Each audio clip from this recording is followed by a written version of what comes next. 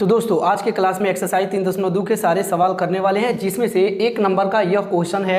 आप इसे ध्यान से पढ़िए। जैसे दिया है, ये लड़का लड़की वाला क्वेश्चन है कि किसी विद्यालय में प्रतियोगिता में 10 लड़के और लड़कियां भाग ले रही है, जिसमें से लड़कियों की संख्या 4 अधिक है। तो आपको ये बात पता होना चाहिए कि अगर किसी प्रतियोगिता में 10 कुल मिला के 10 लोग भाग ले रहे हैं, इसका मतलब लड़कियों की संख्या अधिक है।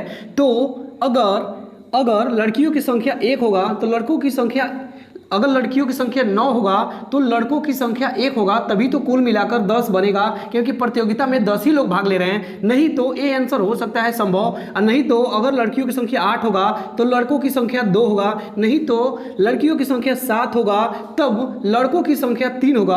अब बोला क्या है कि दोनों के बीच का अंतर जो है 4 है। तो देखिए यहीं पे अंतर जो है 4 का है, यहाँ पे 6 का है। तो यही सवाल का आंसर हो जाएगा कि 7 लड़कियों की संख्या हो जाएगा और 3 लड़कों की संख्या हो जाएगा। लेकिन इसी क्वेश्चन को अगर अलजेब्रा वाले तरीके से बनाना है तो लड़कों और लड़कियों की संख्या को मानेंगे। माना कि लड़कियों की संख्या x तथा लड़कों की संख्या y, और दोनों का योगफल क्या हो जाएगा 10, और दोनों का अंतर दिया है x माइनस वाई बराबर कितना हो जाएगा 4 दिया है दोनों का अंतर। इसे विलोपन विधि से हम सॉल्व करेंगे तो प्लस में ऐसे ही जोड़ देंगे, प्लस में y माइनस में y कैंसिल हो जाएगा, और x जोड़ेंगे कितना हो जाएगा 2x हो जाएगा। 2x बराबर का बराबर 10 से 4 कितना हो जाएगा 14, फिर x बराबर कितना हो जाएगा 14। और गुणा में कोई भी चीज होता है तो बराबर के बाएं से दाएं जाएगा तो क्या हो जाएगा भाग में चला जाएगा, 2 हो जाएगा। फिर x बराबर कितना हो जाएगा 7। x का वैल्यू ऐसे भी 7 ही आया, और हिट एंड ट्रायल मेथड से हम लोग किए तब भी 7 ही आया। तो इस बात को आपको ध्यान रखना है, हिट एंड ट्रायल से भी आप आंसर जल्दी से जल्दी निकाल सकते हैं। फिर देखिए यही x का जो वैल्यू है 7, इसको हम एक किसी भी समीकरण में, जैसे x प्लस वाई था, x प्लस वाई बराबर 10 है, यहाँ पे रख देंगे x का वैल्यू 7 प्लस वाई बराबर कितना हो जाएगा 10,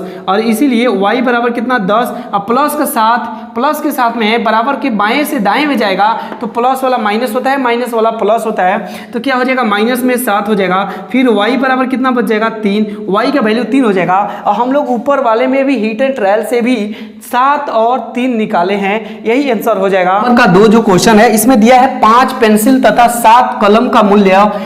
पेंसिल और कलम वाला क्वेश्चन दिया है, 5 पेंसिल और 7 कलम का मूल्य 50 रुपया है। तो मान के चलिए पेंसिल का दर क्या है, रेट क्या है, कितना रुपया का एक पेंसिल है नहीं पता है, तो उसको हम मान लेंगे x रुपए की दर से एक पेंसिल मिल रहा है। तो कितना हो जाएगा 5 है तो 5x हो जाएगा। और कलम का जो दर है, मान लीजिए y रुपया में एक कलम मिल रहा है, तो कितना हो जाएगा 7 कलम है तो कितना हो जाएगा 7y, बराबर कुल मिला के लागत जो है 50 रुपये हमको पे करना पड़ता है, यानी देना पड़ता है। और फिर अगला जो क्वेश्चन है इसी में एक और समीकरण है, वेरिएबल यही रहेगा। और जो 7 पेंसिल का अगर हम और 7 पेंसिल और 5 कलम का हम पे करते हैं तो हमको 46 यानी 46 रुपया देना पड़ता है। फिर पूछा है कि इसका कितना रुपया दाम है कलम का और कितना रुपया दाम है पेंसिल का। और पेंसिल और कलम का दाम हम हिट एंड ट्रायल से निकालना चाहे तभी भी निकाल सकते हैं। अगर यहाँ पे हम 3 रखे, 5 3 15 हो जाएगा, 5 3 15 हो जाएगा, 7 5 35, 35 और 15 जोड़ेंगे तो 50 हो जाएगा। और वही जो यहाँ पे 3 निकाले थे, 3 रखेंगे 7 का 21, और कितना हो जाएगा यहाँ पे 50 25 और 21 46 हो जाएगा। हिट एंड ट्रायल से भी हम 3 और y का वैल्यू 5 निकाल लिए। लेकिन यहाँ पे अगर हिट एंड ट्रायल नहीं आता है तब हम विलोपन विधि, प्रतिस्थापन या बीजगणित कोई भी तरीका लगा के इसे आंसर निकालने का प्रयास करेंगे।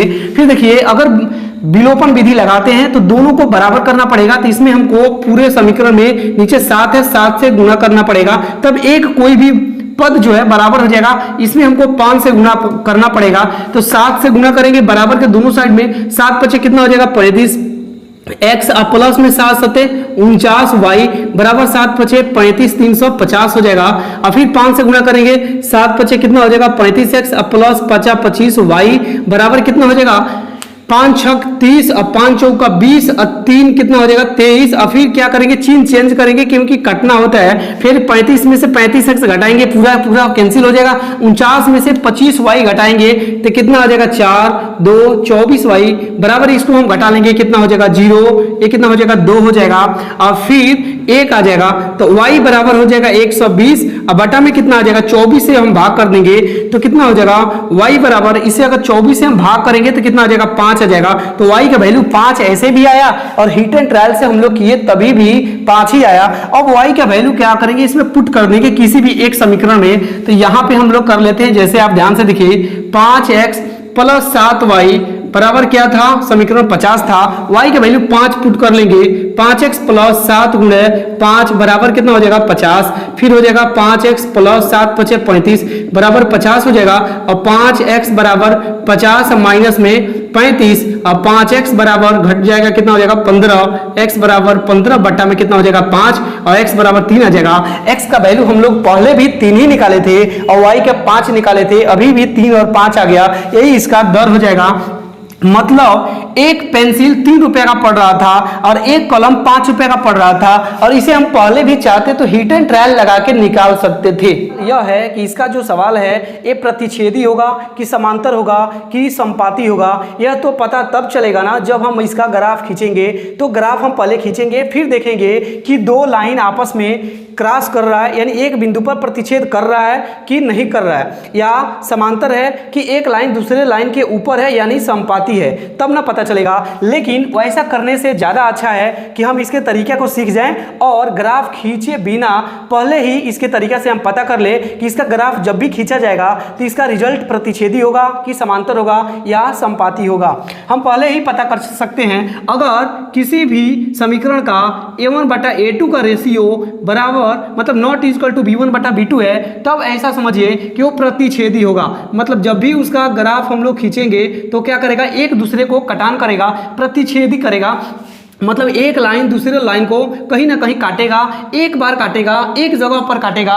जब एक बार काटेगा तो उसका एक हल होगा। ये भी आप सीख जाइए कि इसका हल जो होगा एक हल होगा, और जब एक हल होगा तब इसमें देखिए आप ध्यान से, यहाँ कोण भी बनेगा, तो इसी को बोला जाएगा कि संगत कोण बनेगा। यहाँ पे संगत होगा, वहाँ पे पूछेगा कि संगत होगा, क्यों संगत होगा, तो आप बोलिएगा जब प्रतिच्छेदी होगा तो एक बिंदु पर काटेगा, एक पर काटेगा तो एक हल होगा, और एक हल होगा तो संगत होगा।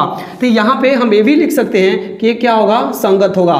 फिर एक और है a1/a2 बराबर b1/b2 बराबर c1/c2। अगर इस तरीके से आ जाएगा तब क्या होगा, संपाती होगा। संपाती का मतलब होता है कि एक लाइन, इसका ग्राफ खींचने की जरूरत नहीं है कि हम ग्राफ वाले खींचे फिर से देखेंगे तो ज़्यादा समय लगेगा, ज़्यादा टाइम लगेगा। तो संपाती का मतलब हुआ कि एक लाइन के जस्ट ऊपर दूसरा लाइन आ जाएगा।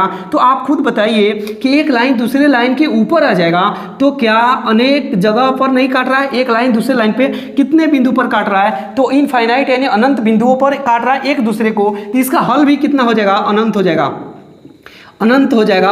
अनंत मतलब अनेक हल हो जाएगा, आप इसे बोल सकते हैं अनेक हल। और अनेक हल होगा तो कहीं ना कहीं इसके भी बीच में हर पॉइंट पे कोण बन रहा है, यानी ऊपर 180 डिग्री, नीचे भी 180 डिग्री, एक लाइन पर 180 डिग्री का कोण बनता है। ये भी क्या होगा, संगत होगा। इसे भी हम बोल सकते हैं कि ये संगत होगा। लेकिन एक अंतिम है a1/a2 बराबर b1/b2 और not is equal to c1/c2। एक क्या हो जाएगा, समांतर का रेशियो है, समांतर होगा। ऐसा आएगा तो दो लाइन आपस में क्या होगा, समांतर होगा। समांतर होने का मतलब एक लाइन दूसरे लाइन को कहीं नहीं काट रहा है, इसका मतलब कोई हल नहीं होगा। जब काटेगा तभी इसका हल होगा, तो इसका कोई हल नहीं होगा, कोई हल नहीं होगा। और कोई हल नहीं होगा तो ये असंगत नहीं, असंगत होगा, असंगत हो जाएगा। इसी प्रकार से हम सवाल को बना सकते हैं। आप जैसे 2 नंबर का 1 नंबर का सवाल देखिए, 5x माइनस में 4y प्लस 8, और फिर दूसरा दिया है 7x प्लस 6y माइनस में 9 बराबर 0। इसको रेशियो लेने का मतलब है ऊपर का जो 5 है,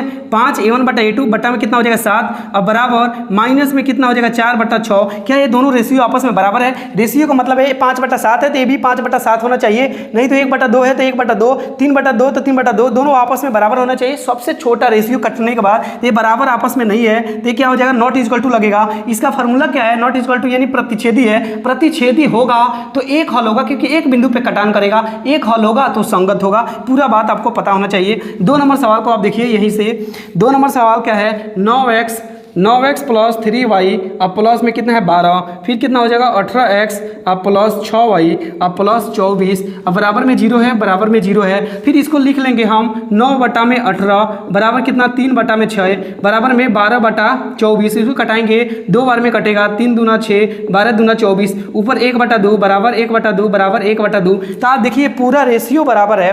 पूरा रेशियो बराबर का होने का मतलब है कि संपाती है। फार्मूला देखिए a1/a2 बराबर b1/b2 बराबर c1/c2, यानी पूरा रेशियो बराबर है। पूरा रेशियो यानी संपाती है। संपाती होने का मतलब एक लाइन दूसरी लाइन को अनेक बिंदु पर काटेगा।